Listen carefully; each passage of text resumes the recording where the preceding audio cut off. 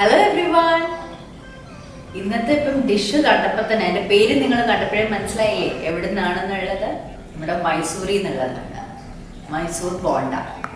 ഇത് ശരിക്കും ബാംഗ്ലൂർ ടു മൈസൂർ റൂട്ടിൽ പോകുമ്പോൾ ഒരുമാതിരി എല്ലാ ഹോട്ടൽസിലും അവിടെ കിട്ടാറുണ്ട്. ഇതിൻ്റെ കൂടെ ചട്നി അല്ലെങ്കിൽ സാമ്പാറാണ് അവർ തരാറുള്ളത്. സാധാരണ ഇപ്പം നമ്മൾ ബോണ്ട എന്ന് പറയുമ്പോൾ നോർമലി പൊട്ടറ്റോ അല്ലെങ്കിൽ വെജിറ്റബിൾസ് എല്ലാം കൂടെ അതിനകത്ത് സ്റ്റഫ് ചെയ്തിട്ടുള്ളതാണ് നമ്മളുടെ ബോണ്ട. പക്ഷെ ഇത് അങ്ങനെയല്ല, ടോട്ടലി ഡിഫറെൻ്റ് ആണ്. നിങ്ങൾ കണ്ടു നോക്കുക എങ്ങനെയാണെന്നുള്ളത്. നമ്മളുടെ വടയുടെയൊക്കെ ഒരു മോഡലാണ്, ഉഴുന്നുവടയുടെയൊക്കെ ഒരു മോഡലാണ്. നമുക്ക് നോക്കാം അല്ലേ എങ്ങനെയാണ് ഉണ്ടാക്കുക എന്ന്. അപ്പോൾ മൈസൂർ ബോണ്ട എങ്ങനെയാണ് ഉണ്ടാക്കുക എന്ന് നോക്കാം. അപ്പോൾ ഫസ്റ്റ് അതിന് വേണ്ട ഇൻഗ്രീഡിയൻസ് എന്തൊക്കെയാണെന്ന് നോക്കാം. ആട്ട 1 കപ്പ് ആട്ട, അത് 240 ml ഗ്ലാസിൻ്റെ മെഷർമെൻ്റ് ആണ്. പിന്നെ അരിപ്പൊടി 1/4 കപ്പ്. ഇത് അപ്പത്തിൻ്റെയും ഇടിയപ്പത്തിൻ്റെ പൊടി എന്നൊക്കെ പറഞ്ഞ് കിട്ടില്ലേ, ഒരു 1/4 കപ്പ് അരിപ്പൊടി. പിന്നെ കുറച്ച് പുളിയുള്ള തൈര് ആണെങ്കിൽ നല്ലത്, ഇല്ലെങ്കിലും കുഴപ്പമില്ല, കട്ട തൈര് വേണമെന്നേ ഉള്ളൂ. ഒരു 1/2 കപ്പ് തൈര്. പിന്നെ തേങ്ങ ചെറുതായിട്ട് കൊത്തി അരിഞ്ഞത് 1 ടേബിൾ സ്പൂൺ. തേങ്ങയ്ക്ക് പകരം നിങ്ങൾക്ക് സവോള വേണമെങ്കിലും എടുക്കാം.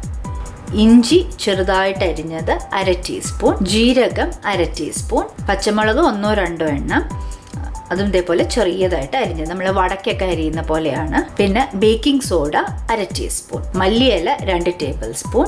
ഉപ്പ് ആവശ്യത്തിന്, വെള്ളവും ആവശ്യത്തിന്. മിക്സ് ചെയ്യുമ്പം അതനുസരിച്ച് ആ ഒരു കൺസിസ്റ്റൻസി, തിക്കായിട്ടുള്ള കൺസിസ്റ്റൻസി, നമ്മുടെ വടയുടെയൊക്കെ കൺസിസ്റ്റൻസി പോലെ വരുന്നത് വരെ വെള്ളം വേണം. പിന്നെ വറുത്തെടുക്കാനായിട്ട് ഓയിൽ. ഇനി നമുക്ക് ഓരോ ഇൻഗ്രീഡിയൻസ് ആയിട്ടിട്ട് നന്നായിട്ട് നമ്മുടെ വടയുടെ ഒരു കൺസിസ്റ്റൻസിയിൽ ഒന്ന് മിക്സ് ചെയ്തെടുക്കാം.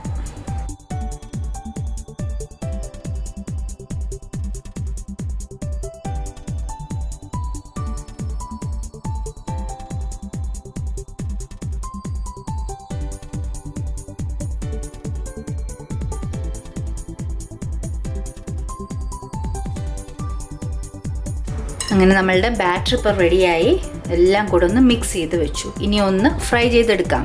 ഇപ്പോൾ എണ്ണ ഒന്ന് ചൂടായി, ഇനി മീഡിയം ഫ്ലെയിമിലിട്ടിട്ട് നമുക്കതൊന്ന് ഫ്രൈ ചെയ്തെടുക്കാം. ഇപ്പോൾ കയ്യിൽ ഇതേപോലെ ഇടാൻ പറ്റില്ലെങ്കിൽ സ്പൂണിലിട്ടാലും മതി. ഒരു സൈഡ് ഒന്ന് ഗോൾഡൻ ബ്രൗൺ ആകുമ്പോൾ നമുക്ക് മറിച്ചിട്ട് കൊടുക്കാം.